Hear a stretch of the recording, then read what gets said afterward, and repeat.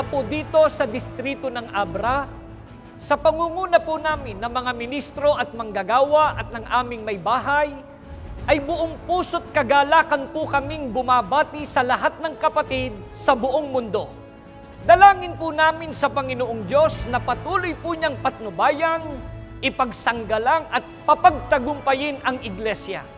Sa amin pong tagapamahalang pangkalahatan, kapatid na Eduardo V. Manalo, at sa pangalawang tagapamahalang pangkalahatan, kapatid na Angelo Eranio V. Manalo, sa lahat din po ng mga kapatid sa buong mundo, kami po ay bumabati ng